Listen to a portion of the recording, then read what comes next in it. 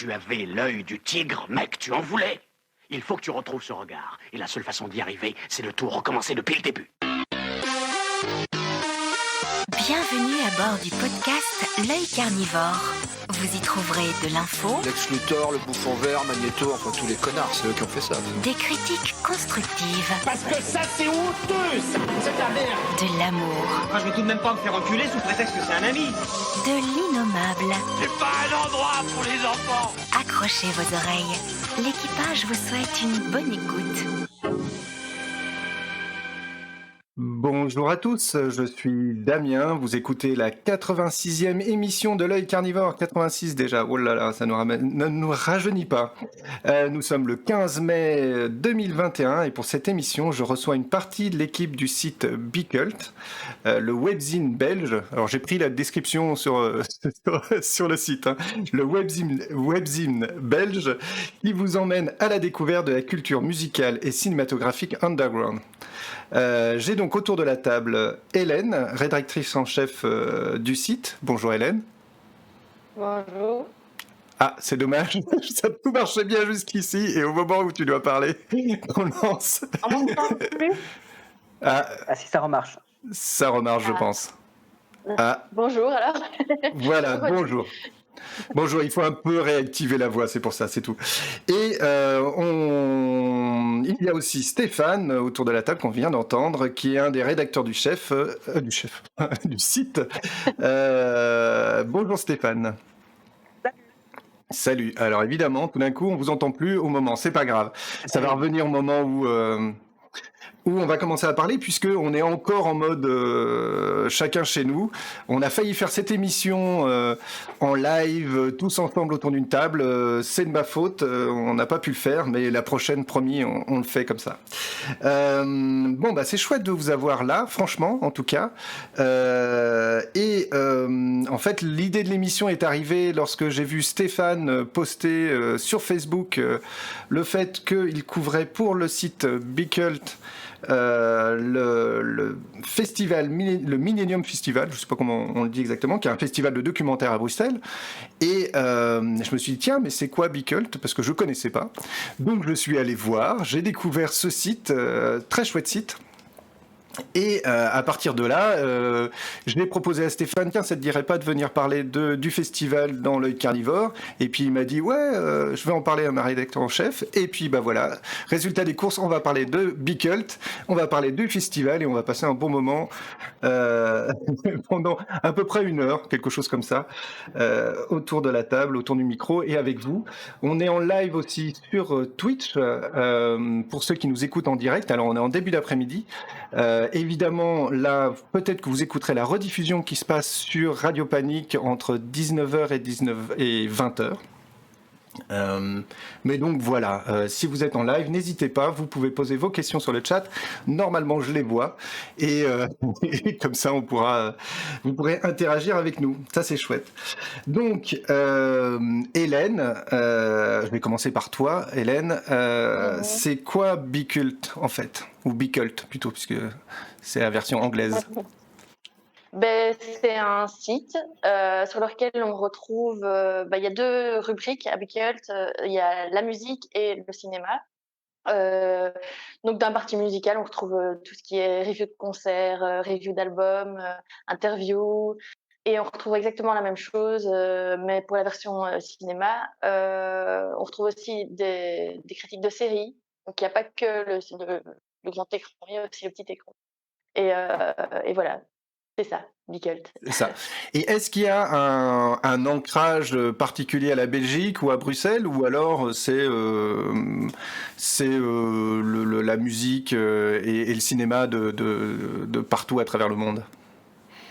Disons on revendique nos racines belges, et donc on a à cœur de mettre en avant la culture underground musicale et cinématographique belge. Après, c'est vraiment assez ouvert.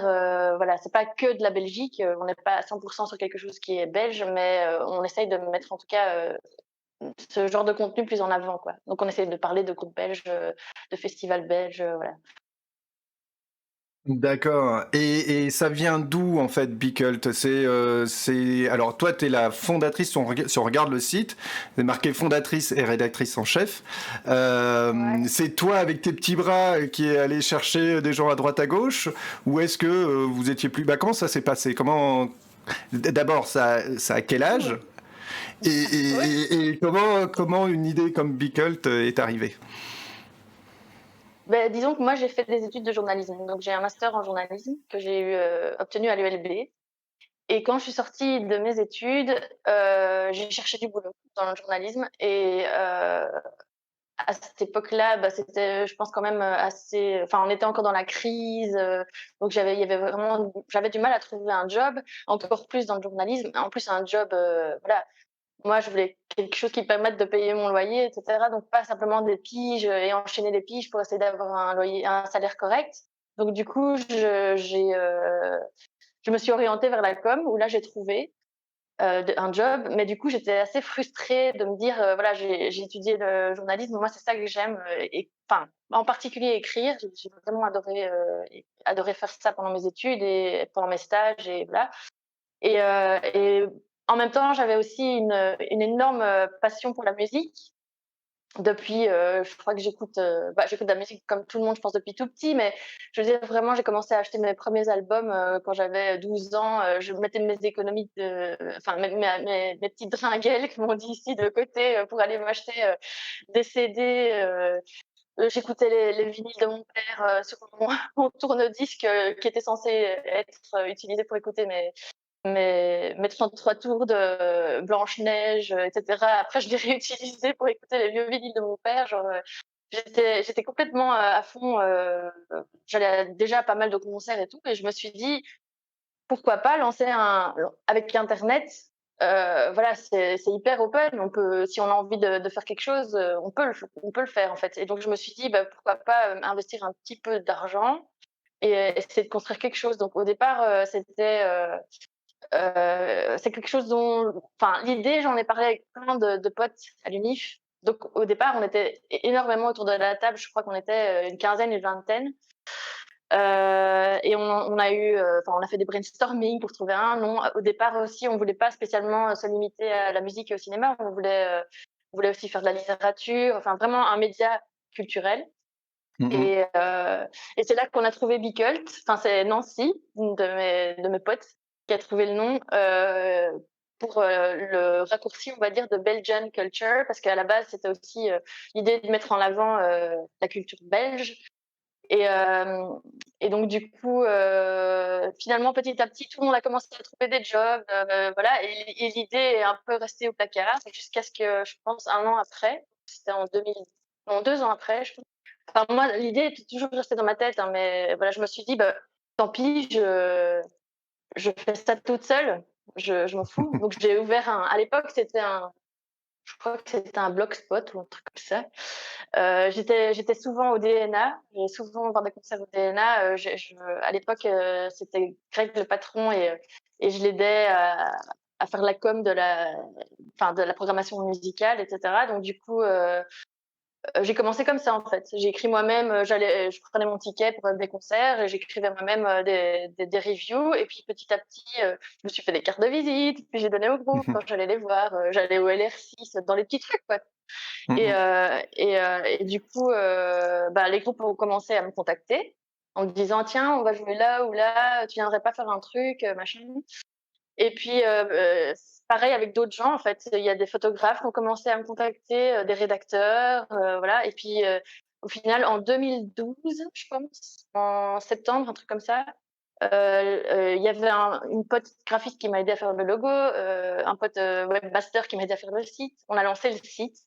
Et donc ça fait, ouais, depuis septembre 2012 que Bicult existe. Et voilà. Et je suis super contente, de comment les choses ont évolué. Je suis super contente aussi d'avoir rencontré plein de gens, que ça m'ait ouvert plein de portes, et de la collaboration avec l'équipe actuelle. C'est vraiment cool. On sent que, enfin voilà, il y a des gens, bon, Stéphane, il est un peu plus nouveau, mais il est quand même là depuis un petit temps maintenant. Mais il y a Sandrine qui est là quasi depuis le début.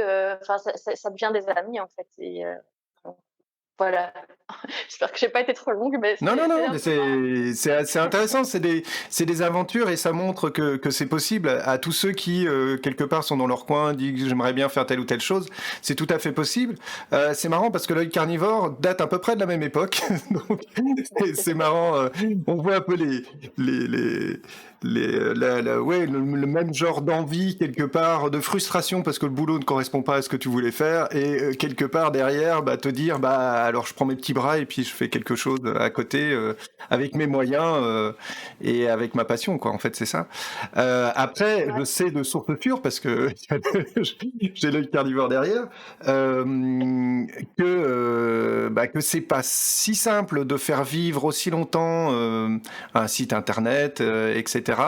Est-ce que ça a toujours été évident ou alors est-ce qu'il y a eu des hauts et des bas et je suis... Bah, disons que c'est ouais, je ce qui est compliqué, en fait, c'est de gérer, mon agenda, quotidien, donc mon Mhm, boulot, parce que c'est pas mon boulot, Beagle, c'est une passion, c'est quelque chose que je fais, pendant mon temps libre. Donc ça, c'est compliqué, ouais, parce que bon, heureusement, je sais pas si c'est heureusement, mais en tout cas, j'ai pas d'enfant. Donc du coup, j'ai ah déjà ben ça prend une beaucoup de charge temps, oui. voilà, une charge en moins. Heu, mais heu, mais ouais, donc du coup, c'est ça qui est dur, en fait. C'est que quand, au boulot, je suis chargée parce que enfin voilà, je suis chargée de com, donc enfin, on s'arrête jamais en fait quand on est chargé de com. Il faut toujours être sur toutes les Mhm, plateformes, sur tous les, enfin, sur la balle. Donc du coup, c'est compliqué parce que par moments, je suis débordée au bureau et en fait, je dois quand même encore gérer Beacon. Donc j'essaye de faire comme je peux. Voilà, il y a des moments où je suis pas bien aussi, ou enfin voilà, j'ai eu des petits problèmes de santé ou des trucs comme ça. Mais j'essaie toujours, et puis c'est cool aussi, c'est que je sais que je peux compter sur d'autres gens. Donc voilà, moi mhm. mon rôle maintenant, il est un peu plus de, allez, je continue à écrire, je continue à faire des trucs, d'aller voir des festivals et tout, mais je pense que maintenant j'ai plus un rôle de coordination, de voilà, qui fait quoi, qui me rend son article pour quand.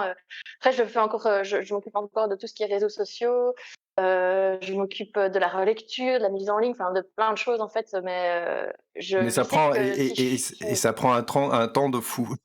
Par expérience, ça se voit ouais, pas, mais ça prend un temps ouais, monstrueux derrière. Finalement, on va dire écrire ou enregistrer une émission comme on fait aujourd'hui ou autre, c'est là on est dans la partie plaisir et en fait c'est tout ouais, l'à côté qui prend énormément de temps et qui est beaucoup plus oui, qui prend beaucoup de temps et qui fait que derrière, bah, il faut beaucoup d'abnégation au final hein, pour te faire tenir quelque chose comme ça. C'est pas toujours évident. ouais. Euh, Après mais quand on voit les choses, enfin quand on voit le résultat, on est fier. Donc enfin moi je suis hyper fière et je suis hyper contente, mm, heu, de d'avoir peut-être dû sacrifier des heures, ou des moments de mon existence à Beacle parce qu'en fait, voilà, je ouais, je trouve que c'est cool ce que c'est devenu, et que ça a aussi un rôle, important, parce que maintenant dans les médias traditionnels, il y a de moins en moins de place pour la culture, et donc je crois que les gens comme nous, les passionnés, qui donnent un peu de leur temps pour mettre en avant, bah, de la musique, des œuvres cinématographiques, ça compense un peu parfois le rôle des médias qui n'est plus, enfin, en tout cas, des médias généralistes. Dans le soir, je crois que je sais même pas s'il y a encore des, enfin oui, il y a des pages culture, mais très peu. Enfin voilà, il y a de moins en moins de médias, qui se consacrent à la culture, donc je pense que, allez, c'est cool de se dire qu'on a quand même aussi, une utilité et que c'est pas juste, quelque chose qu'on a fait parce qu'on aimait le faire, c'est que ça sert aussi à faire connaître et développer ah, ah, des tout à fait. Je suppose que tu as eu, bah, comme tu disais d'ailleurs, s'il y a des groupes qui te rappellent, c'est que eux-mêmes reconnaissent l'utilité et le côté chouette bah, du travail que tu fais et le salut. Et c'est vrai que ça, c'est une des meilleures satisfactions au final. Ouais, c'est clair, c'est la reconnaissance, en fait. Dans tout boulot, je trouve que c'est ça qui est le plus, Mhm. gratifiant. Je m'en fous de gagner de l'argent. D'ailleurs, j'en gagne pas, j'en perds parce que Ah oui, en fait, oui, mais oui. voilà, moi, je suis contente de pouvoir, Et allez, dire, T'as déjà essayé, alors je sais pas la fréquentation ou quoi que ce soit, et à la limite, c'est pas l'important, comme tu dis, au final, c'est le plaisir qu'on en ressort quand on le fait. Mais à ton avis, parce que c'est un des problèmes des médias généralistes et autres, c'est le fait que, soi-disant, ça ne rapporte rien, et donc c'est pour ça que les chaînes de télé en font quasiment plus, c'est pour ça que il y a quasiment plus de pages culture dans des, on va dire, des médias généralistes, comme tu disais. Mais tu crois qu'il y a moyen d'en vivre ou pas, ou à un moment Biculte pourrait être ton boulot, ou c'est définitivement parti, vu que tu es là-dedans, normalement tu devrais savoir s'il y a une économie possible, de quoi payer quelqu'un, pas seulement toi, parce qu'il y a aussi tous les collaborateurs avec qui tu travailles, tous les collaborateurs, j'aime pas ce mot-là, collaborateur d'ailleurs, je trouve ça horrible, mais tous les rédacteurs qui sont là et qui bossent avec toi, quoi. Ben, je pense pas. Enfin, je pense pas. Franchement, il faudrait monter un gros truc avec de la pub, faudrait faire du démarchage, des trucs comme ça, et c'est quelque chose qui est hyper, qui prend beaucoup de temps. Donc moi, je pense pas que je pourrais cumuler ça et mon boulot. Déjà que cumuler Biculte pour l'instant et mon boulot, c'est chaud. Et puis oui, comme tu dis, je pense que la presse, enfin les gens, je vois mal des gens payer en fait pour aller lire un article. Déjà quand c'est de l'actu fraîche, on va dire sur le, j'en sais rien, sur le vif, la libre ou quoi. J'ai l'impression que les gens sont hyper frileux d'avoir un abonnement. Donc, enfin, j'imagine mal en fait quelqu'un payer pour voir une critique d'album. J'en sais rien, je sais pas. Puis en plus, je me dis que, enfin, mais ça c'est personnel aussi, mais je me dis à partir du moment où tu commences à mettre de la pub, ok, t'as des rentrées d'argent, tu peux peut-être un peu défrayer du coup les gens, voilà.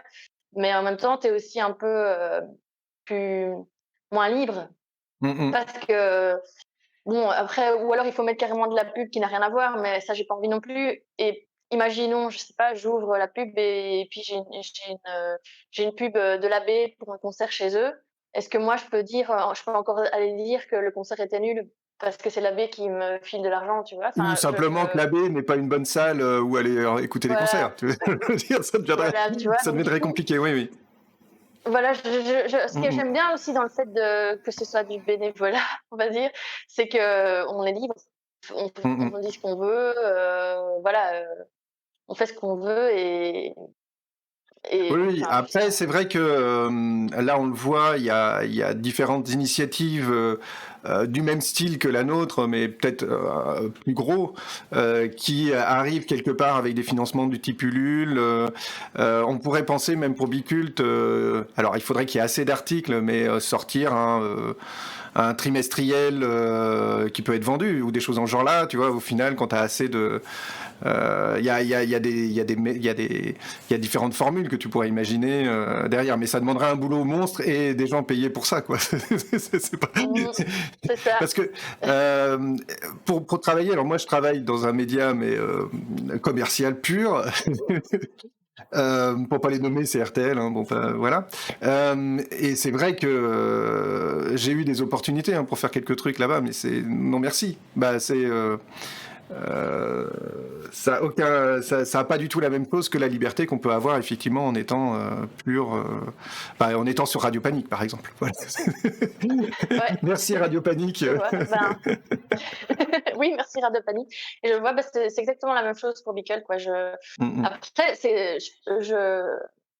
franchement, si un jour ça arrive, enfin, pas la pub, hein, d'accord, mais le fait que Biculte, ça devienne mon job full-time, je crois que ce serait un rêve qui se réalise parce que c'est vraiment quelque chose qui me plairait, mais je peux pas, enfin, sauf si, je sais pas, je gagne au loto, même si je ne joue pas au loto, donc c'est à mon avis, il n'y aura pas de chance pour ça, C'est compliqué de gagner sans jouer. Et que j'ai un gros capital qui me permet, de commencer le truc, tu vois.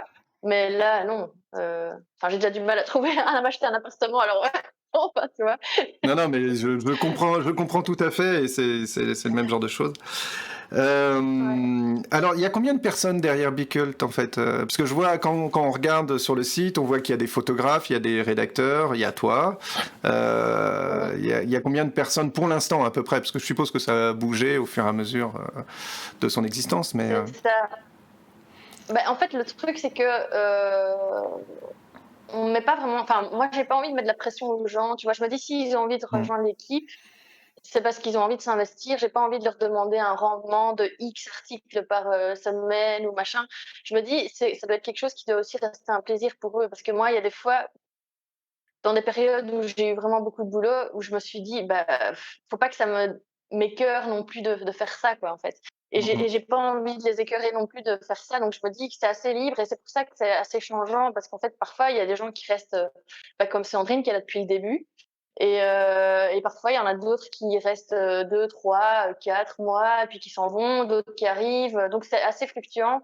Avec le corona, ben, ça a été, enfin, en fait, on a lancé le site, si je me souviens bien, un peu avant ou même pendant, je ne sais plus maintenant.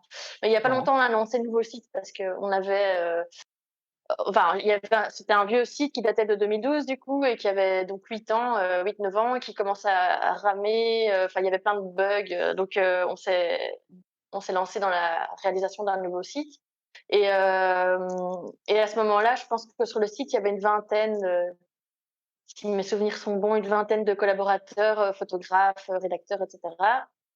Mais avec le corona qui est passé par là et qui a fait que, bah, il y a pas eu plus de concerts, donc déjà les photographes, ils sont un peu en mode stand-by. Il y a plus cette, tu vois, il y avait un rythme avant, il y avait une émulation, on pouvait Mmh. demander des accrèdes et puis, on formait des binômes et puis voilà et là, c'est assez, ouais, c'est assez difficile et je pense que ça a découragé plein de gens, en fait. Donc je dirais que pour l'instant, au niveau des photographes, je peux pas dire parce que voilà, on profite plus entre guillemets de leur service pour l'instant. Mais au niveau des rédacteurs, on est, on va dire 6-7 noyau dur, quoi. On va dire ça comme ça. Le noyau dur, c'est 6-7 personnes qui écrivent des articles, des reviews, qui font des interviews, voilà. Alors là, je montre un peu pour ceux qui nous suivent en vidéo, je montre un peu le site de Bcult qui est très joli, moi je trouve très simple mais très efficace. J'aime bien d'ailleurs à un moment, il y a une image, alors je sais pas si c'est fait exprès, mais alors on la voit pas à l'écran parce qu'elle est juste en dehors du visuel, mais de Going Deeper Underground. Et Ouais. donc c'est une image de quelqu'un avec c'est sans doute une lampe, mais ça me fait penser au Resident. Avec l'œil. Je sais pas si la référence est voulue ou pas, mais il y a un truc. Non. Voilà, mais c'est vrai que c'est un chouette site. Moi, c'est pour ça que j'avais envie de te rencontrer et puis aussi Stéphane. C'est grâce à Stéphane que j'ai rencontré, que j'ai découvert ça. Mais c'est vrai que c'est un chouette site où il y a plein de choses à découvrir,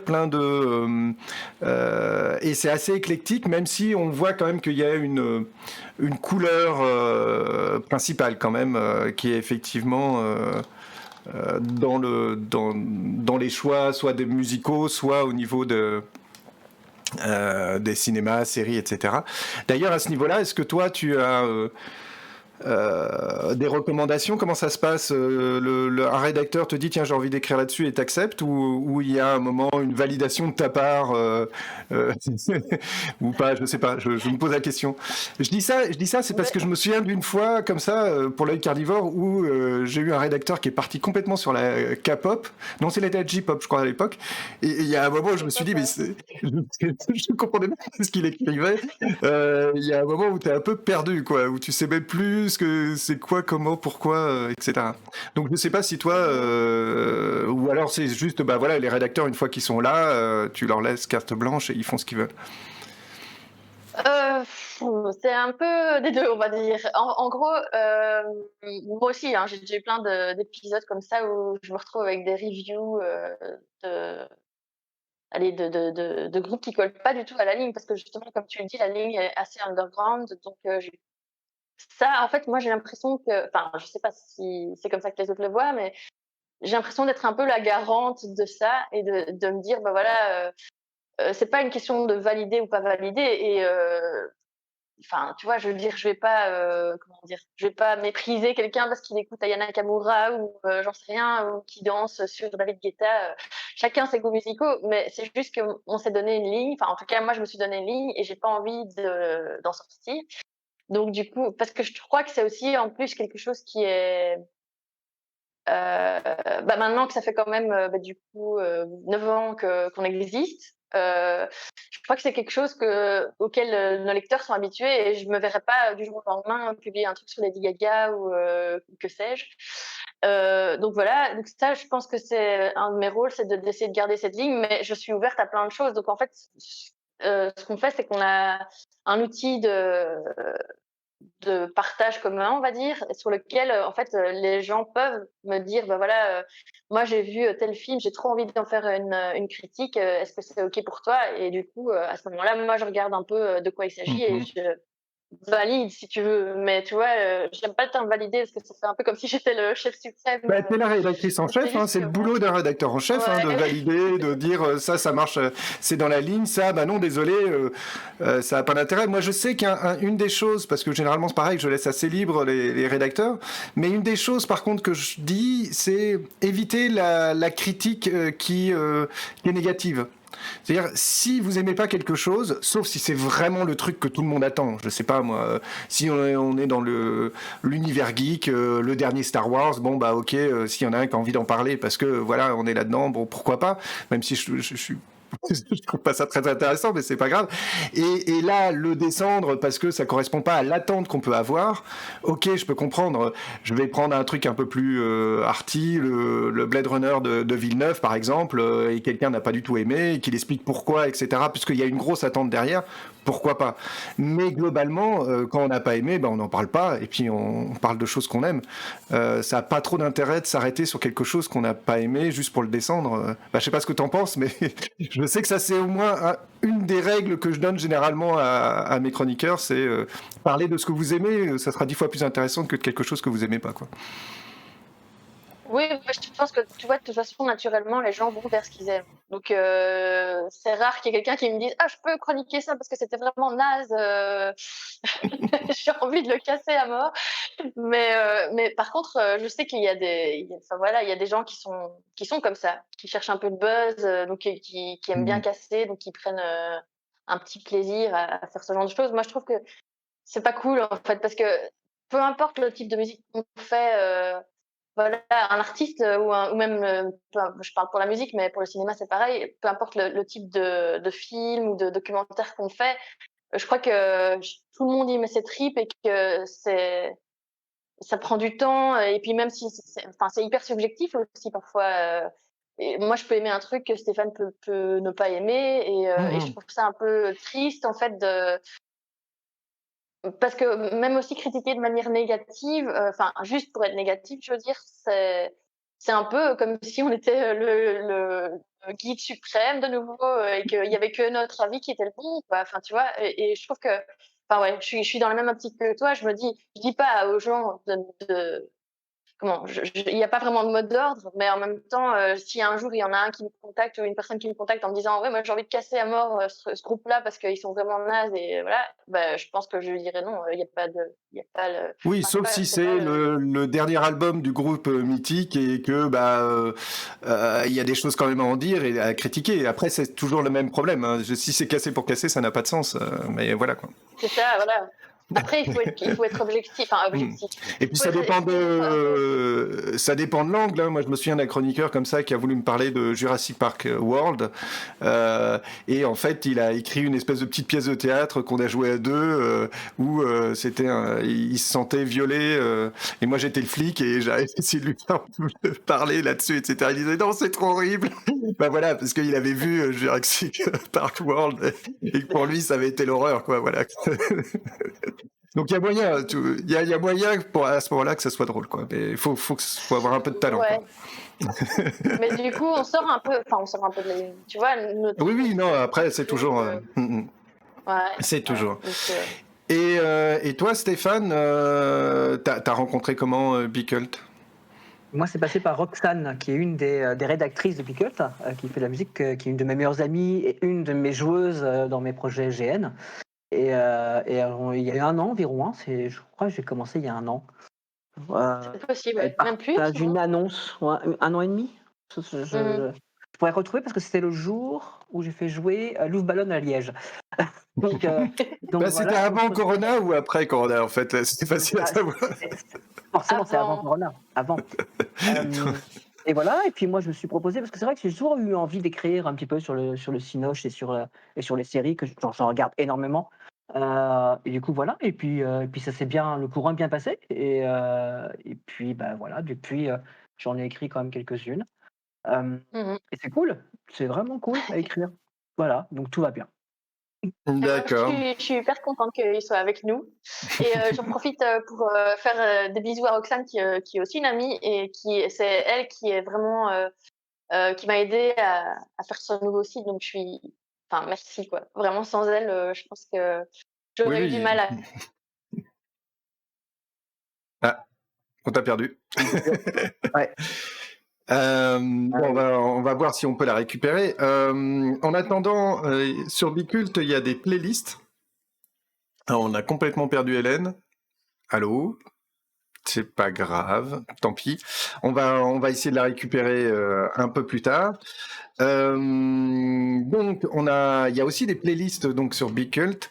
Des playlists, je suppose que c'est Hélène qui les fait. Je sais pas si tu es un peu au courant comment elles sont faites. Alors pas du tout, c'est pas du tout. Pas du tout. Mais je pense que c'est Hélène qui les fait. Voilà. J'ai l'impression. D'actrices musicaux comme Roxane typiquement, donc je pense qu'ils sont plusieurs à peut-être les faire, parce que je sais que Roxane est très fort là-dessus aussi, donc à mon avis ils sont plusieurs. Mais Hélène doit être la source principale. D'accord, donc si vous qui nous écoutez, vous avez envie de découvrir des nouveaux groupes ou découvrir des nouveaux morceaux, etc., n'hésitez pas, vous allez sur Spotify notamment. Donc là, on a complètement perdu Hélène, c'est pas grave, on va la récupérer. N'hésitez pas à aller sur Spotify, et sur Spotify, vous avez, vous tapez Bicult, je crois, et au niveau des playlists, et vous allez trouver les playlists de Bicult, et à ce moment-là, il y a plein de choses.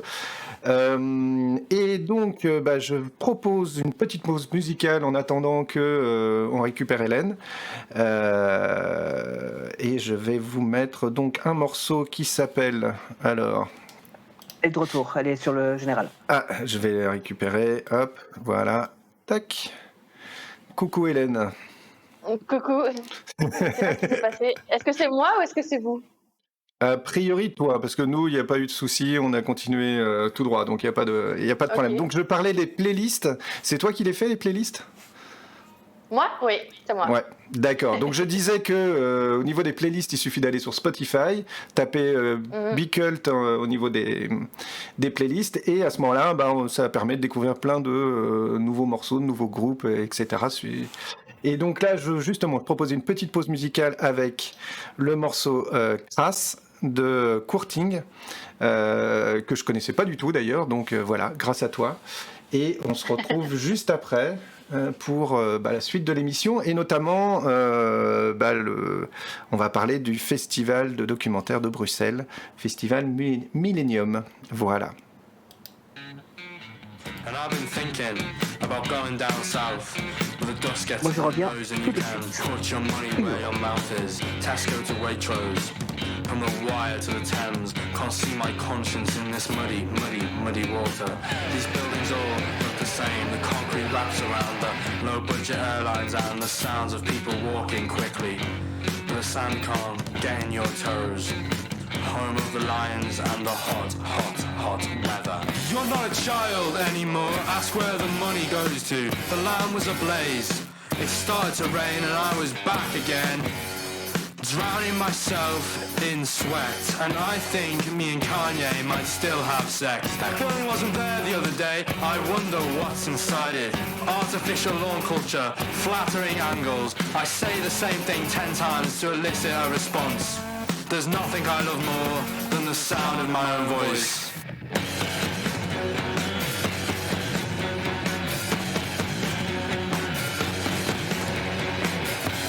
By the blood of a Catholic, B-M-O-T. I'm sorry for being so narcissistic. People tell me what to say, I'm just a man. Robbie's gone and I'm more than just a Jason in your dam. Take that cover band. I wish I was like you. I've always wanted to go slumming. Compose myself of all vertical shapes because I've heard it's slimming. Sometimes I go up north but only to take pictures. And me and my friends only talk of making Richard richer. You're not a child anymore, ask where the money goes to. The land was ablaze, it started to rain and I was back again. Drowning myself in sweat. And I think me and Kanye might still have sex. I swear that billion wasn't there yesterday. What's inside it? Artificial law and culture, flattering angles. I say the same thing 10 times to elicit a response. There's nothing I love more than the sound of my own voice in the morning.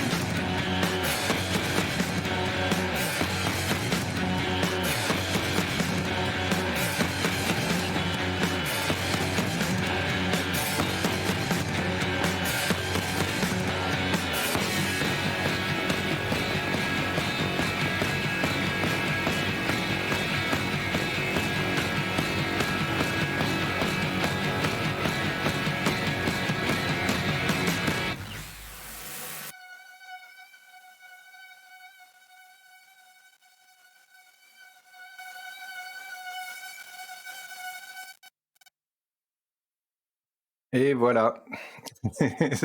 Donc c'était Courting avec le titre Crasse de l'album J'ai perdu mon Grand National, c'est ça?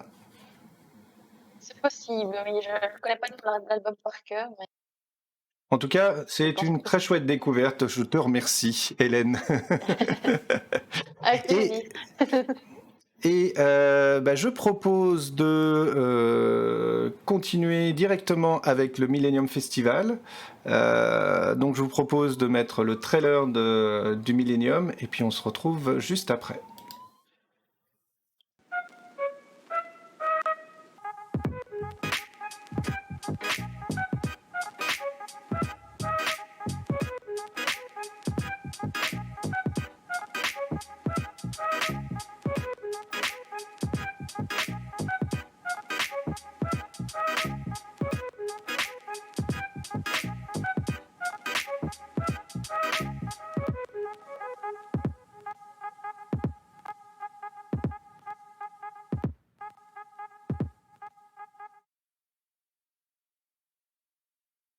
Et voilà, donc ceux qui n'ont pas vu les images, mais qui nous ont que dans le son, c'est différentes images des documentaires de l'édition 2021. Ça donne une chouette image, je sais pas ce que t'en penses. Alors évidemment, là, vous l'avez pas vu parce que je vous ai pas diffusé vers mes invités, mais Stéphane, tu l'avais vu. Effectivement. Une chouette image, en effet, ça bouge beaucoup, c'est quelque chose que c'est cool. Et surtout, ça, moi, comme j'ai fait en tant que documentaire, dont les images sont tirées, ça fait autant de rappels qu'ils ont bien choisi les images, en l'occurrence. Chouette. Et donc, le festival Millennium, donc c'est un festival, c'est le festival international du film documentaire de Millennium de Bruxelles, qui a lieu à Bruxelles chaque année. Ça fait une dizaine d'années. Je crois que il a été créé en 2009, d'après ce que j'ai noté rapidement. Et ça propose une sélection de documentaires réalisés par des cinéastes indépendants provenant du monde entier. Alors, je lis la version Wikipédia, je vous aide.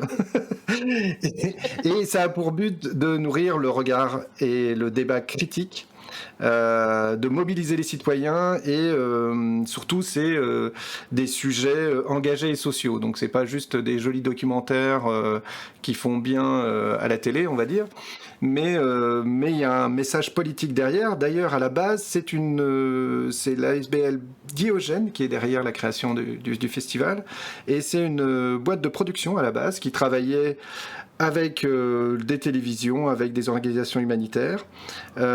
Et ses fondateurs, c'est deux cinéastes bulgares. Alors, excusez-moi parce que je suis assez nul au niveau accent, donc je m'excuse déjà d'office à la mauvaise prononciation, sauf s'il y a quelqu'un qui est bulgare dans le coin et qui sait bien les prononcer. Je ne sais pas si toi, Hélène ou Stéphane, alors je m'excuse, mais c'est Lubomir Georgiev, on va dire ça comme ça.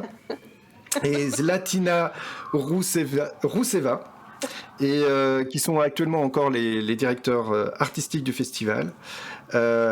Et donc ça s'appelle Millennium puisque ça fait référence aux objectifs du millénaire pour le développement, aujourd'hui devenu objectif de développement durable. Donc voilà, ça s'inscrit quand même dans un mouvement militant, ce festival, quoi.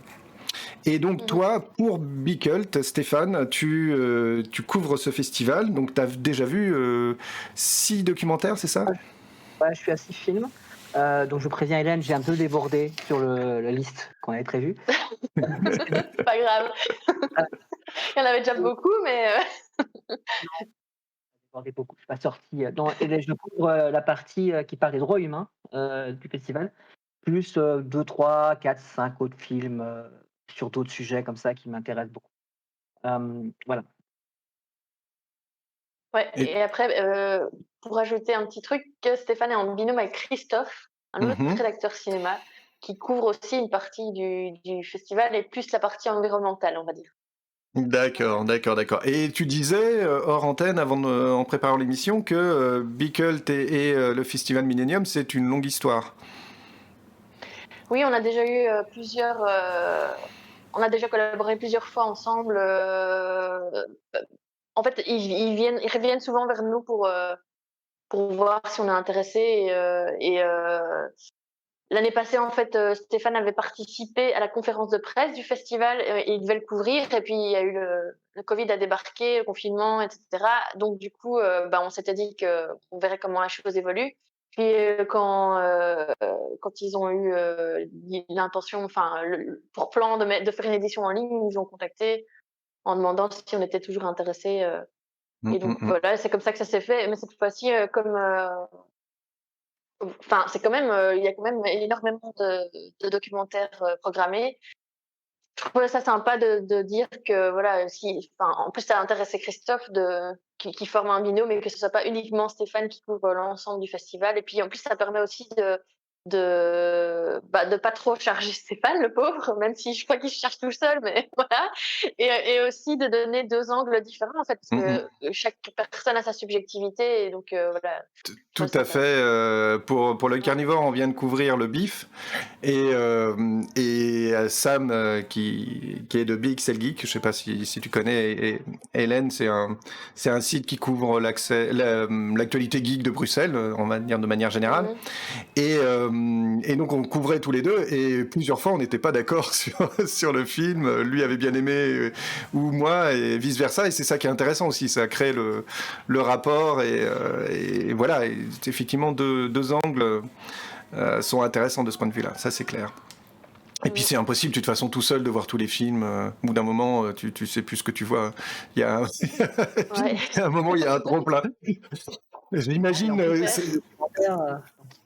les documentaires, ils y vont, hein, il faut y aller quand même. Hein, il y a des PLS possibles dans tous les sens. Ouais, j'imagine. C'est dur, hein.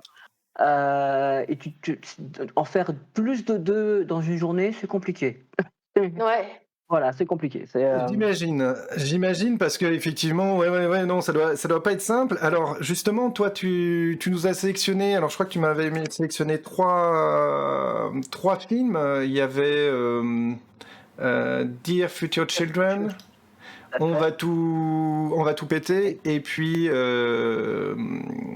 Play God, c'est ça? Tout à fait. Play God, c'est Deviens un dieu ou Fais-toi Dieu. Fais-toi Dieu. Fais-toi Dieu en français, sans doute, et voilà. Fais-toi Dieu. Par lequel tu veux commencer alors? Je peux commencer par celui que j'avais vraiment envie de voir dès que j'avais vu la description, c'est Dear Future Children, parce qu'il est extraordinaire. Il est vraiment extraordinaire. C'est peut-être mettre la bande-annonce. Alors, ce que je vais faire, parce que là, on est, sauf si, mais je vais passer les images et peut-être le son en fond, puisque c'est quand même un trailer qui dure à peu près 2 minutes, à moins que vous vouliez l'envoyer, je sais pas. En fait, je les ai pas regardés, donc je ne sais pas ce que ça donne. Par contre, je peux passer complètement les images derrière toi pendant que tu parles. Voilà, Donc c'est un documentaire qui suit le parcours de 3 jeunes femmes qui sont des activistes Donc il y en a une qui est activiste environnementale, une qui est plutôt socio-économique, et la dernière qui est une activiste hongkongaise. Et le documentaire est vraiment intéressant parce qu'il va mettre leur activisme en parallèle et montrer en quoi finalement il y a des liens qui se font dans l'activisme, dans la manière de réagir.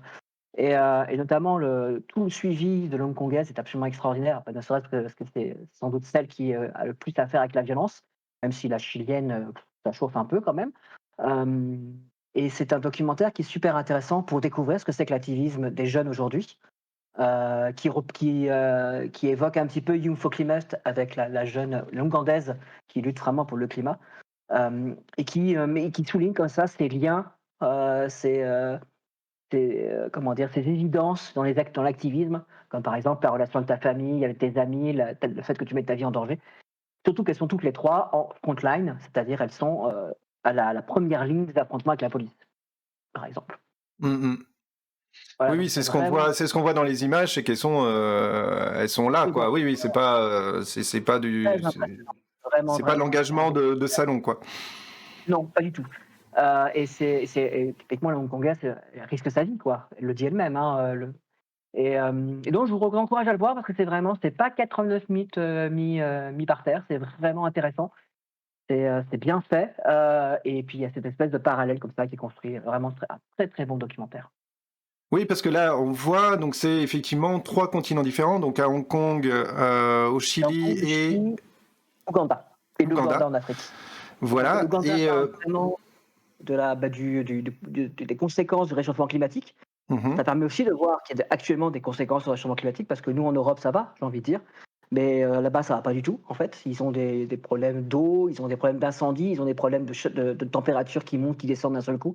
Ça détruit des fermes, ça détruit l'exploitation, ça crée de la famine. Bref, c'est une catastrophe totale en Afrique noire.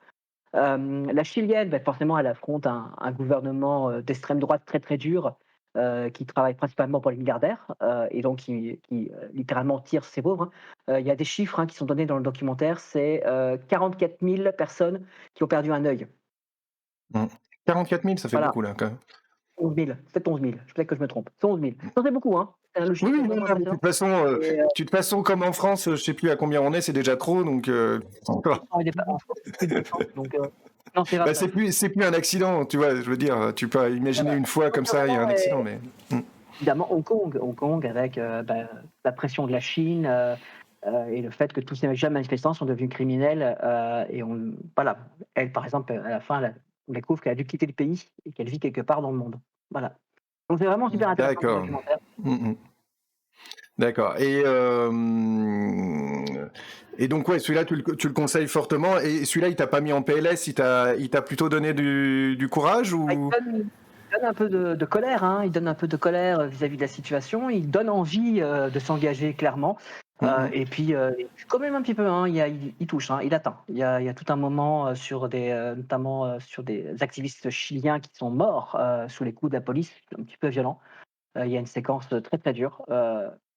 Voilà, il y a quand même une séquence difficile. Il ne faut pas voir ça avec beaucoup de prudence, j'ai envie de dire. D'accord. Ouais, non mais c'est pareil là, c'est en Colombie où il y a des mouvements assez forts qu'il faut relayer parce que les gens se font tirer dessus tout simplement et qu'il y a des gens se vont abattre pour leur position politique. Donc là on est pareil à l'heure actuelle. Voilà, c'est pour l'instant ici on se fait juste éborgner ou perdre une main. Je dis ça en rigolant, mais voilà quoi. Ouais. Ou des mois de prison, parce qu'il ne faut pas oublier le nombre de gilets jaunes qui ont fait des mois de prison pour rien, pour des choses qu'on ne condamnait pas avant. Hein. Voilà. Il y a une poussée d'extrême droite un peu partout à travers le monde, notamment qui laisse de la peur, hein, et de la peur de ce qui va se passer au futur. Et clairement, ça provoque ça, c'est une évidence. Et le deuxième documentaire, alors, c'est... A tout pété. Lui aussi, j'avais envie de le voir, mais ça parce que je suis un sale gauchias. Ouais, et bien qui va suivre une grève en France. C'est une grève chez un équipementier automobile ils travaillent pour des grands groupes français. En l'occurrence, ils travaillent pour Renault et pour les deux grands en fait, Renault et je cherche le deuxième, Peugeot. Citroën. Bah ouais, Citroën. Peugeot, Citroën. Alors maintenant, je sais plus, ça a un nouveau nom. Ils ont un nouveau nom. Je sais plus comment ça s'appelle déjà. J'ai oublié. Ils travaillent pour les deux et il s'avère que eh bien eux, en fait, ils font des pièces pour les voitures Renault et pour les voitures Citroën, Peugeot et ces pièces sont intérieures, c'est pas les pièces visibles. Et en fait, ils vont découvrir d'abord que ces pièces sont de plus en plus produites à l'étranger et puis ils vont apprendre qu'ils vont devoir fermer. Et en gros, s'ils ne sont pas rachetés, ils vont devoir fermer. Alors, ils rentrent en grève et ils rentrent en grève de façon très très sérieuse. Hein. C'est-à-dire que les premiers plans du film, je pense que c'est dans les 5 premières minutes du film, tu vois les bonbonnes de gaz sur les grands conteneurs qui contiennent eux-mêmes du gaz, prêt à exploser. C'est branché, c'est prêt à péter. D'où le titre.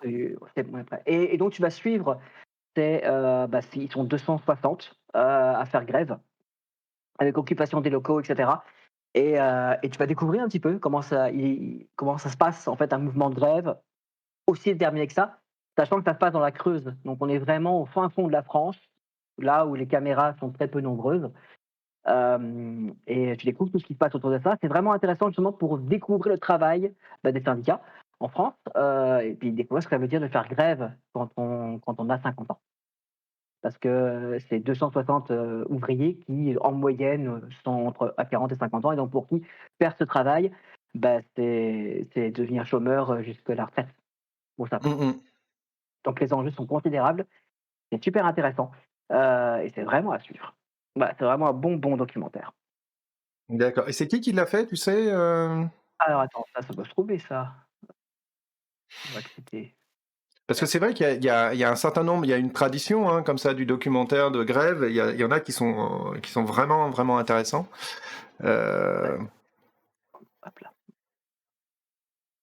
Je sais que je fais comme ça. Hop là. Et le documentaire ici n'est pas. Si tu veux, je l'ai, le réalisateur. Ah, vas-y. C'est Lech Kowalski. Lech Kowalski, ça me dit quelque chose, mais je dois confondre. Mais donc ouais, et c'est vrai que là t'as la dignité en fait des gens. Hein. C'est un peu la même chose quelque part qu'on a pu voir au niveau du mouvement des Gilets jaunes. T'avais une certaine de retrouver sa propre dignité. Et je pensais d'ailleurs que là, avec le Covid, il y a eu une espèce de cloche qui s'est mise dessus. Je ne sais pas si vous avez vu le film Effacer l'historique de Kerven et Delépine. Qui est assez intéressant et notamment alors bon il a des défauts mais moi j'avoue que j'ai apprécié de le voir. Ça fait du bien des fois des films comme ça et notamment les 3 protagonistes de l'histoire en fait tu découvres à un moment qu'ils se sont rencontrés parce que tu te demandes au départ qu'est-ce qu'ils ont comme rapport les uns aux autres et tu te rends compte qu'ils se sont rencontrés sur le rond-point d'à côté en fait. Et t'as notamment ils disent ouais qu'est-ce qu'on était fiers à ce moment-là, qu'est-ce qu'on était fiers d'être là, d'être sur ce rond-point, de l'occuper, et en fait ça a complètement disparu, ça a été effacé quoi. Et je pense que c'est ça qui va être compliqué là pour la suite parce que je pense qu'il y a des gens qui doivent être quand même dans un rapport très compliqué à ça quoi. Je sais pas ce que ça donnera par la suite au niveau futur de politique etc. Mais c'est vrai qu'il doit y avoir une certaine rage de ne pas avoir été écouté en fait tout simplement. Hein. En dehors de ce qu'on parlait des violences policières, etc. Mais je pense qu'il y a aussi le fait de se retrouver de nouveau dans sa misère et avec la crise du Covid, ça n'a pas dû arranger les choses. Tout à fait. Donc je vous conseille. Okay. Donc vraiment, on va tout péter de... Je reprends Lech Kowalski, voilà. Et puis je vous conseille aussi le Effacer l'historique parce que ça fait du bien des films comme ça, voilà. tout simplement. Voilà. Alors c'est un film bon, je suppose que ça dépend de la sensibilité qu'on a, etc. Mais c'est un film qui est dur à voir aussi parce que ça se termine pas bien, je crois. Hein. Ça se termine pas, enfin, ça se termine pas bien et bien à la fois. Je vais pas dévoiler le truc final, même si en regardant 2-3 journaux, c'est facile de voir ce qui s'est passé. Mais oui, mais comme le film met en avant très fort la dignité des ouvriers, ça reste quelque chose d'assez positif dans tous les cas. C'est-à-dire qu'on n'est pas, et le rapport à la police n'est pas aussi violent que dans les autres, donc ça va en fait. C'est tout à fait regardable, sans se dire qu'on va se taper dans un coin. Ça va. Mm, mm. Il y a pas de, ça va. Ça va. Et le troisième que tu nous as ramené, c'est... Alors le troisième est très particulier, c'est Fais-toi Dieu. Alors pourquoi c'est particulier? Parce que c'est un documentaire qui aborde la naissance d'une nouvelle sainte au Mexique. Alors bon, déjà, premier élément, première approche, c'est qu'il y a énormément de saints au Mexique. La superstition est très très présente, notamment alimentée par l'Église catholique. Et qu'ils ont donc, il y a énormément de croyants dans différents saints et saintes, avec des processions, etc.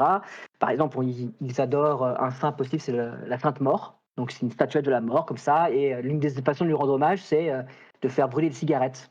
Donc on lui met des cigarettes qui brûlent dans ses doigts, etc. Donc c'est très très curieux comme rite. Et parmi tous les saints, il semblerait depuis quelques mois, il y a la naissance de Sainte Anima. Et c'est très très étrange. Alors pourquoi c'est très étrange? Parce que c'est une sainte dont le discours est nous, c'est les hommes qui créent les religions, c'est les hommes qui créent les dieux. Donc même la religion catholique est fausse. En fait, c'est vous les dieux. Et donc la manière de rendre hommage à Sainte Anima, c'est en écrivant des poèmes, en lui jouant de la musique ou en se montrant créatif. Ah ouais.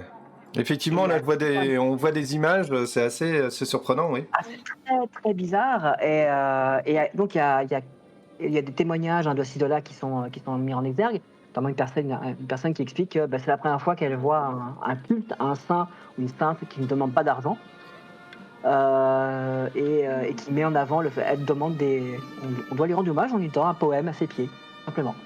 Voilà, et donc c'est très très curieux. Ils organisent des happenings, ils font un happening qui s'appelle un happening existentiel, avec des panneaux, etc. C'est là où il y a ce type avec cette espèce de masque en forme de nuage qu'on voit dans la bande-annonce, dans cet happening. Et la symbolique, c'est une espèce de colonne de papier pliée que la sainte tient entre les mains, et qui semble sortir de son cœur. Voilà, et donc c'est très très curieux. Donc là aussi, il faut rentrer dedans dans ce documentaire parce qu'il il n'y a aucune voix off du tout.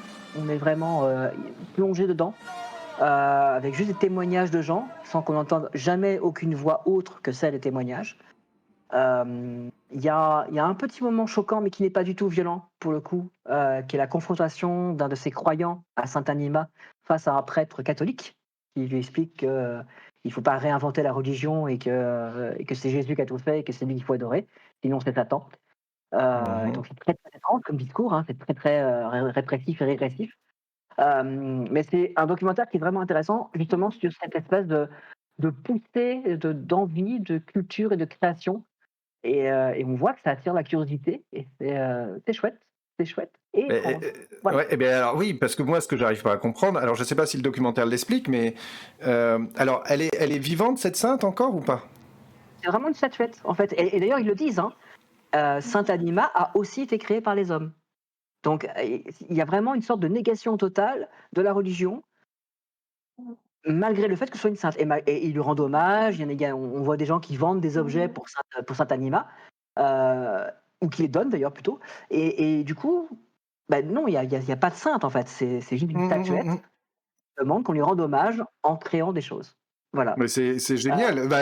J'ai envie de dire, on dirait une espèce de happening qu'auraient pu faire certains artistes ou autres, etc., et qui aurait fini par prendre forme en fait. Ça rappelle un peu les surréalistes. Il y a aussi un côté excessivement poétique dans certaines symphoniques.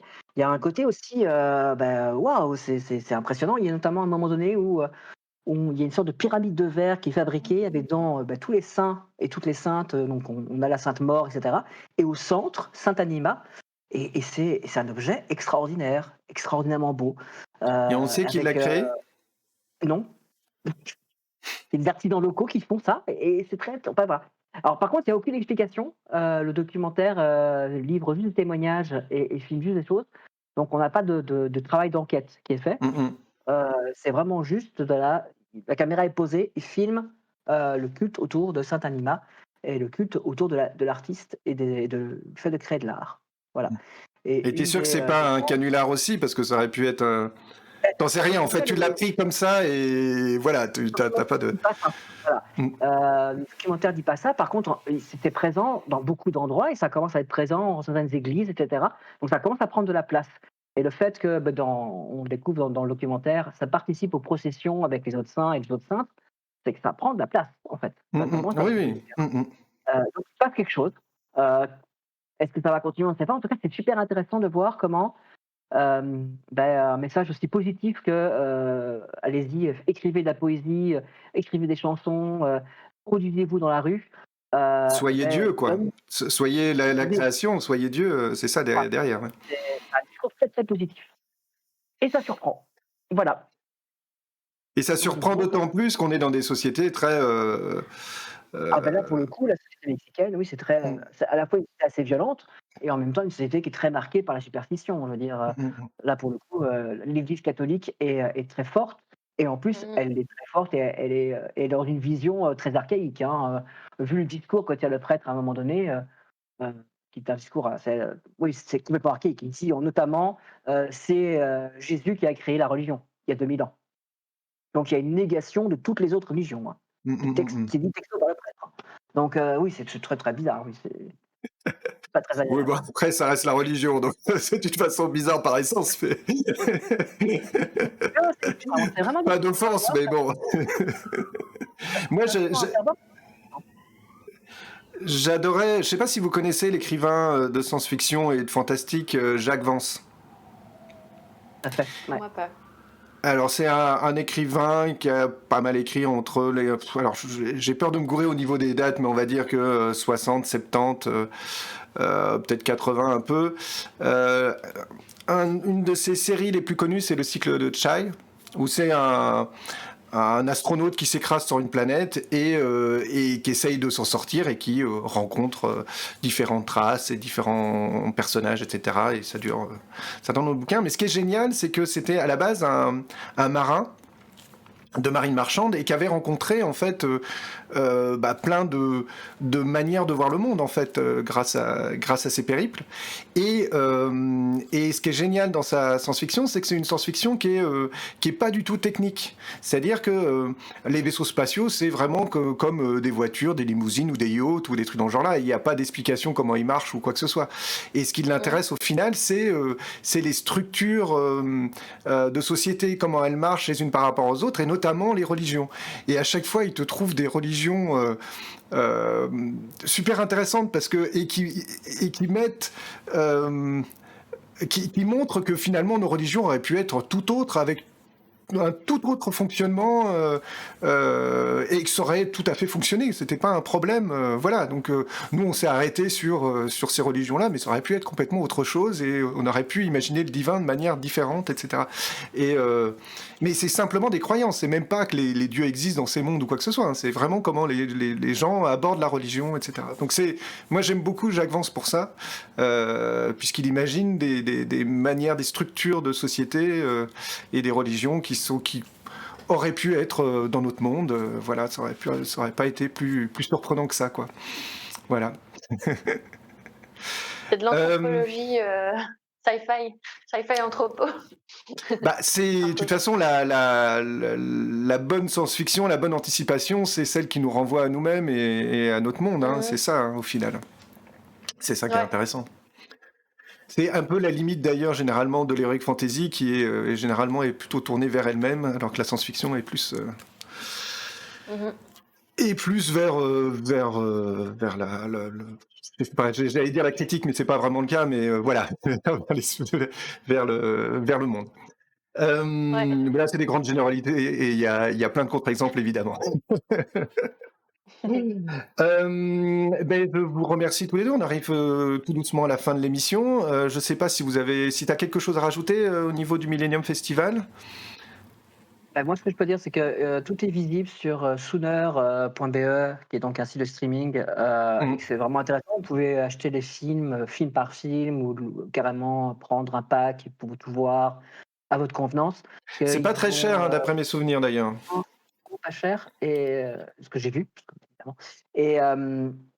Et puis, autre truc, ils sortent en fait les films par 3 groupes, donc ça permet de pas directement se gaver.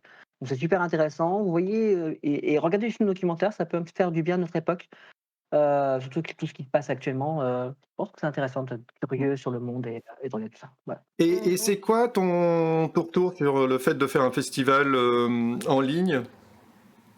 Alors, il y a un côté hyper agréable au fait de pouvoir faire des pauses, de pouvoir se lever, de pouvoir de pas avoir besoin de dépenser des 1 100 pour les boissons. Ça, on va pas se mentir. Et de pouvoir s'organiser ses propres séances. Donc, Mhm. du coup, je me lève le matin et je mets un film. Et à côté sympathique de pouvoir faire ça un petit peu comme on veut. Maintenant, c'est vrai que l'ambiance des cinémas manque, avec les gens autour, etc. Donc, c'est pas la même façon de faire, mais c'est pas pour autant désagréable. Oui, j'ai eu à peu près la même chose sur le BIF, hein. Je pense que j'aurais pas vu autant de films si j'avais dû me déplacer en festival. Ouais, complètement. Mais alors, le BIF en plus, je Et veux les dire, ambiances. normalement l'ambiance de la salle fait quelque chose, et c'est vrai que ça manque. Mais voilà.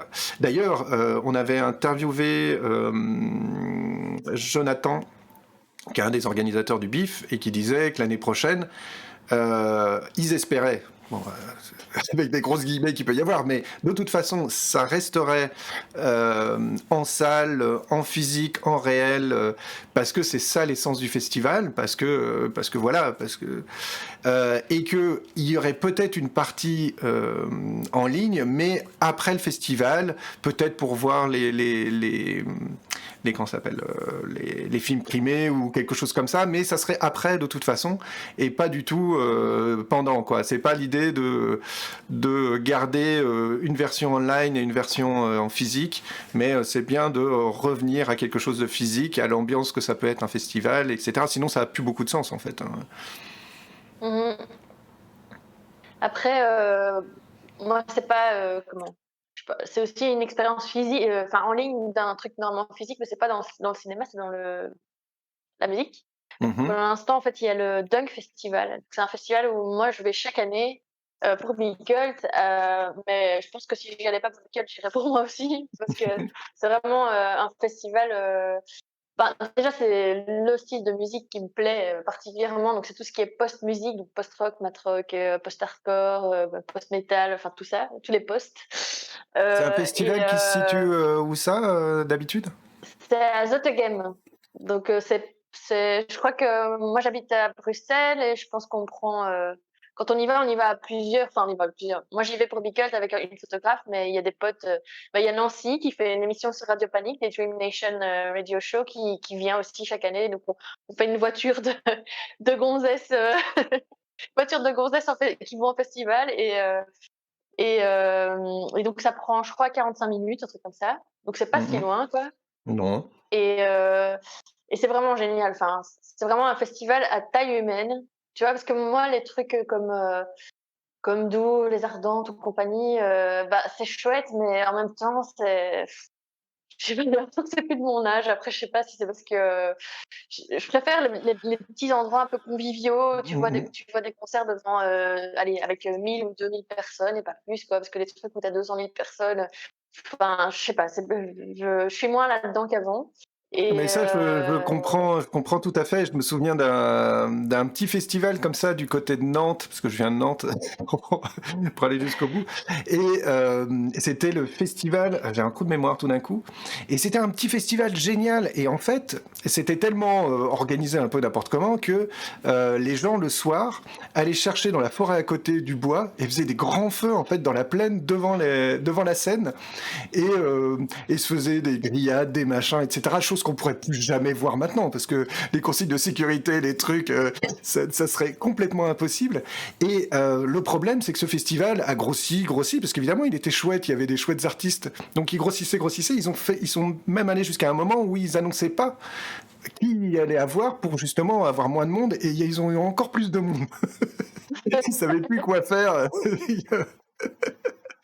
Et voilà, et à la fin, je ne sais plus ce que ça a donné, mais ouais, c'est difficile, hein, quelque part, quand il y a une chouette programmation, de réussir à rester sur un 1000, 2000. Je sais pas Ouais. comment ils font, hein, je t'avoue. Je sais pas non plus, je suppose qu'ils se mettent aussi peut-être des limites, tu vois, entre eux, de se dire voilà, on ouvre qu'une jauge de autant de personnes, puis ils font des aménagements aussi. Enfin, tu vois, ce qui est vraiment cool, c'est que c'est hyper familial. En fait, ça se passe dans une auberge de jeunesse, euh, et autour, en fait, si tu veux, il y a un chapiteau sur, on va dire, la plaine, mais c'est pas une plaine, mais c'est dans un champ, quoi. Il y a un grand chapiteau, c'est la scène principale, puis tu as une petite scène dans la forêt. Tu as une petite scène dans la cour, enfin avant en tout cas, tu avais une petite scène dans la cour de l'auberge de jeunesse. Maintenant, c'est le Merch, je pense, qu'elle est là. Et c'est trop cool. Genre, à 4 heures, ils passent avec des caisses, tu vois, remplies de friandises, et ils distribuent gratuitement des friandises à tout le monde. Le matin, tu as le café gratos, petit-déj gratos Donc, il y a des montagnes de pain, des pots de confiture énormes. Et tu peux aller te servir tous les matins, ton petit déj est gratuit. Enfin, c'est trop cool. Franchement, la programmation est top. Et donc, pourquoi je parle de ce truc-là? Parce qu'en fait, il a lieu en ligne. Il a commencé, comme chaque année, en fait, c'est pendant le week-end de l'Ascension. Donc, il a commencé jeudi. Et c'est le dernier jour aujourd'hui. Et en fait, finalement, enfin oui, effectivement, être en physique, c'est hyper important, surtout pour la musique, je trouve encore plus que pour le cinéma, j'ai l'impression. Mais après ça, voilà. Mais c'est vrai qu'il y a quand même aussi parfois des avantages à la version non physique, on va dire, dans le sens où tu peux regarder aussi un peu quand tu veux les choses, tu peux voir plus de groupes. Enfin, ici, c'est tout petit, donc en général, tu peux aussi voir pas mal de groupes si tu veux faire toutes les différentes scènes. Mais ce que je voulais dire aussi, c'était que j'ai l'impression, enfin, pourquoi je parle de ça, c'est parce que j'ai l'impression que c'est moins important. Mais après, vous me direz, peut-être c'est différent, mais d'être en physique quand tu es dans un concert que d'être en physique quand tu es au cinéma. Je sais pas si vous partagez cette impression-là, mais moi, D'être moins je pense qu'il y a important. moyen de. Ouais, ben, si tu veux, c'est plus cool de voir un festival de cinéma en ligne que de voir des concerts en ligne, pour moi. Ah oui, oui, oui, ça un concert en ligne. On a tous regardé soit une retransmission, soit un groupe qu'on aimait bien avec un concert, je sais pas, je dirais une bêtise, à Wembley ou quelque chose où on n'a pas pu être, et on se dit ah bah ouais, ça devait être chouette, mais c'est pas la même chose de le regarder chez soi que d'y être et de le voir en live. Ça, de toute façon, il y a même pas photo. Et effectivement, je parlais du bif.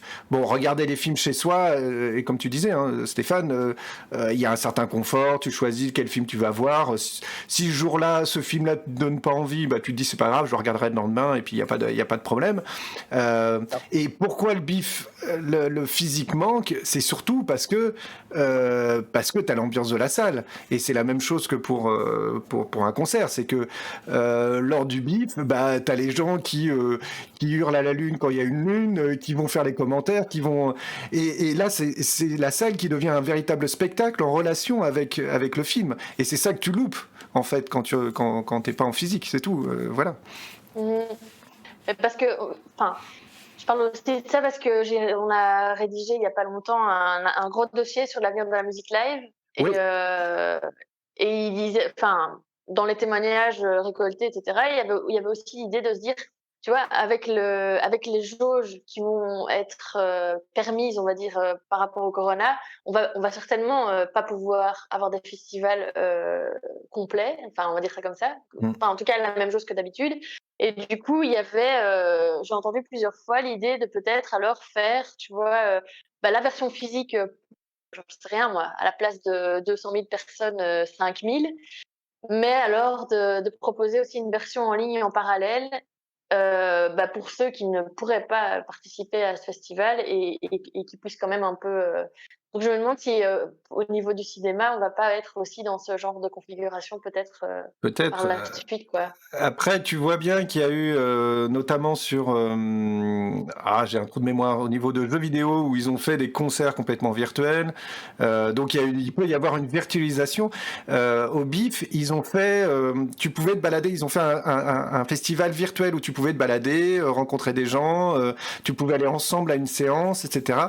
Donc il y a des moyens même pallier, entre guillemets, donner un peu l'ambiance, etc. Ça sera jamais la même chose que d'être réellement en concert, ne serait-ce au niveau son, parce que tout le monde n'a pas l'installation qu'il faut pour écouter correctement un truc, et même en ayant la bonne installation, de toute façon, tu n'as pas le résultat que tu aurais en étant sur scène. Après, ouais, le danger, moi, c'est pour ça que je parlais du bif. Le danger, c'est peut-être des festivals se disant, bon, ok, on peut avoir une jauge, même si les jauges remonteraient à 200 000 personnes, et puis on continue à faire une captation pour le online directement. Je suis pas sûr. Garder le côté premium du fait d'être sur place est quand même, je trouve, pas mal.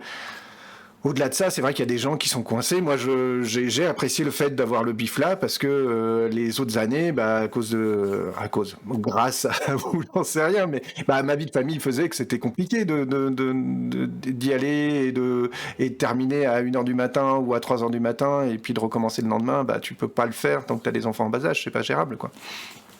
Donc ça te permet quand même de pouvoir profiter de ton truc. Donc voilà, je pense qu'on arrivera à trouver un équilibre au final, quelque chose qui voilà. Pour rebondir rapidement sur ce que disait Hélène, on peut constater de toute façon sur cette année du Covid que les grands groupes cinématographiques, donc Disney, etc., privilégient de plus en plus la distribution via Internet, directement chez le public.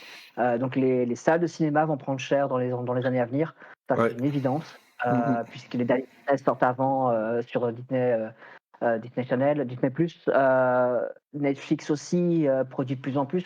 Donc oui, la consommation de films va changer, ça c'est une évidence. On va avoir de plus en plus de choses qui vont sortir en streaming directement accessibles chez soi. Et ça va de pair avec le fait que les télévisions augmentent de taille et qu'on a des choses des écrans de plus en plus grands, etc. Donc oui, le cinéma va prendre cher. Le cinéma comme on le connaît va changer. Alors oui, maintenant, ça fait quand même des années et des années. Alors il y a eu un problème au début des années 80 où la télé a vraiment tellement pris la place du cinéma que les salles ont été coupées en morceaux, et on s'est retrouvé, d'ailleurs il y a encore quelques cinémas qui portent les stigmates de ça, c'est-à-dire il y a des salles de 40, 60 places qui sont toutes petites. Je sais pas si vous êtes déjà tombé. À Bruxelles, il y a le Styx par exemple, ou des choses dans ce genre-là qui en portent les stigmates, où on voit encore ce genre de choses. Mais tant que le cinéma en fait restera un spectacle, et donc le fait d'être dans une salle, le fait d'être dans de bonnes conditions et de pas pouvoir sortir de la salle, comme tu dis, hein, moi Requiem for a Dream, heureusement que je l'ai vu au cinéma. Je l'aurais vu à la télé, ça n'aurait pas du tout, même avec un écran et tout ce qu'on veut, ça n'aurait pas été la même chose. Il y a des films de cinéma, à la salle de plus en plus rares. C'est une autre critique. Mais je trouve que les vrais films de cinéma, c'est-à-dire avec vraiment un scénario qui est bien construit, avec quelque chose où on t'emmène et on t'écrit du cinéma, se font rares en fait. Mais bon, ça c'est un autre problème. Et je parle même avant, les blockbusters pouvaient être des bons films de cinéma, et là c'est de moins en moins le cas. Mais bon, ça c'est un autre débat, on va pas partir là-dessus. Mais et ça restera un spectacle, et un spectacle de cinéma, et ça sera pas la même chose de se retrouver dans une salle noire à plusieurs pour regarder ça que. Donc tant que le cinéma arrivera à garder ça, je pense qu'il y aura toujours des salles. Après, le danger, et c'est là-dessus que je conclurai, le danger, c'est vraiment seulement les blockbusters qui, notamment pour les films français, et je pense que ça concerne aussi un peu les films belges, permettent de financer les petits films. C'est là qu'est le vrai danger, c'est que le CNC, par exemple, du fait que les cinémas ont été fermés, et du fait que les gros blockbusters, notamment celui de Disney, etc., ne soient pas sortis en salle, le CNC a moins de sous, et si le CNC a moins de sous, ça veut dire moins de création nationale, moins de petits cinéastes qui peuvent faire leurs films, et là c'est un problème, mais c'est un problème politique de toute façon, c'est pas un problème. Oui, mais c'est comme Netflix qui prend du temps d'antenne tellement énorme qu'au final, si t'es pas sur Netflix, t'existes pas. J'exagère, mais on n'est plus très loin de ça pour certains. Ce qui est, c'est là où je salue bizarrement Prime, qui est un peu plus éclectique.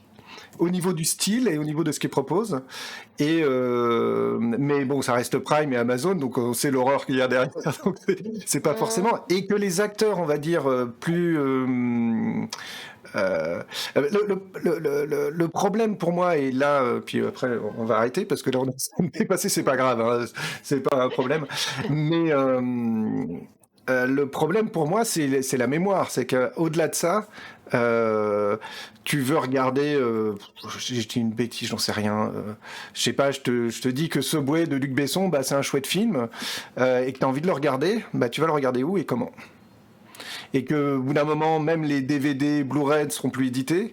Donc, il va y avoir un véritable problème. En fait, la VOD payante commence à disparaître. Elle existe encore, mais elle existe que pour des trucs encore récents. Et donc, il y a vraiment une mémoire. Il y a une mémoire entre guillemets cinématographique qui risque de disparaître du fait que ces plateformes ne les reprennent pas, même si il y a quelques classiques qui arrivent quand même dessus, hein, mais voilà, quoi. Bah voilà. C'est un monde d'incompréhension. Je travaille un peu dans la partie et les histoires de droit, etc. sont compliquées. C'est pas si simple, mais et il y a des acteurs qui essayent de se battre là-dessus et de proposer quand même des choses intéressantes. Voilà. Mais c'est pas si simple. Et ce que disait d'ailleurs le Jonathan du BIF, c'est que en fait leur économie, l'avantage c'est qu'on leur prête en fait les films, et donc ça règle toute une partie des problèmes de droit. Et de paiement des droits, etc. en fait. C'est pour ça aussi, je sais pas si vous avez remarqué, et je sais pas si c'est la même chose pour le Millennium Festival, c'est qu'il y a un nombre de vues limité. Oui, il y a des. Je sais qu'on m'a prévenu qu'il y avait un coup. C'est toi, Hélène, qui m'a dit qu'il y avait des. Oui, il y a des limites. Il y a des limites. Ouais. Oui, c'était la même chose pour Anima. C'est que c'est limité parce que justement on leur prête les films, mais c'est ce qui permet aussi de les montrer en fait. Et donc voilà, ils sont un peu dans un espèce d'intermédiaire. Donc peut-être qu'au final, les festivals seront les futures plateformes VOD intéressantes à suivre. Je sais pas. Ok. Qui sait, voilà. Allez, bah sur ce, merci Hélène d'être venue nous présenter Bicult. Merci Stéphane d'être venu pour nous présenter le festival Millennium, que moi en fait j'étais complètement passé à côté les années précédentes, donc je te remercie. Merci à Radio Panique qui nous accueille. Merci à badgeek.fr aussi qui accueille nos podcasts. Et puis bah, on se retrouve d'ici un mois, normalement, le 3e samedi du mois prochain, en juin, ça sera le dernier de la saison, normalement avec le reste de l'équipe, parce que là, ce soir, j'étais tout seul avec vous. Et donc voilà, bah, je vous remercie beaucoup, et puis à bientôt. Ciao, ciao. À bientôt. Salut. Ciao.